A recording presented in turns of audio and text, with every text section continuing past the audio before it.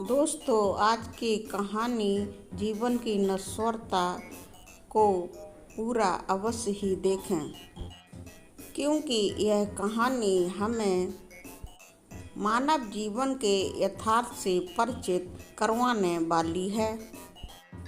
तो फिर सुनिए हिंदी की कहानी जीवन की नश्वरता।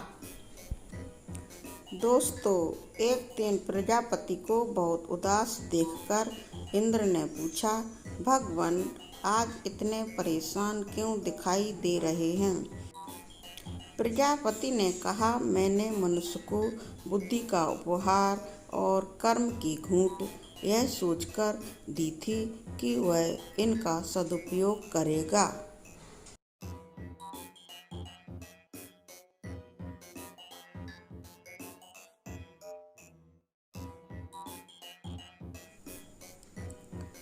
परंतु वह तो इनका सही उपयोग नहीं कर पा रहा है।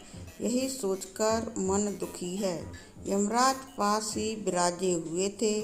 उन्होंने प्रजापति की बात काट कर कहा, परंतु मेरे पास तो जब भी मनुष्य आता है बहुत ही विनम्र और दीन भाव से आता है। इंद्र भगवान तुरंत ही यमराज से बोले, आपका तो मनुष्य से मृत्यु के क्षणों में पाला पड़ता है। मनुष्य के सामान्य जीवन के व्यवहार को देखकर आप भी भौचक्के के रह जाएंगे। प्रजापति पहले ही व्यथित थे। अब उन्हें एक और नई जानकारी प्राप्त हुई।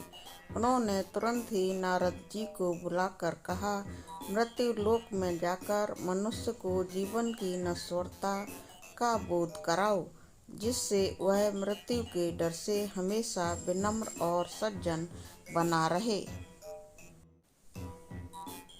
कहानी से सीख, अपने जीवन में किसी भी मनुष्य को गलत काम नहीं करने चाहिए और जो जीवन हमें मिला है उसका सदुपयोग करना चाहिए। धन्यवाद।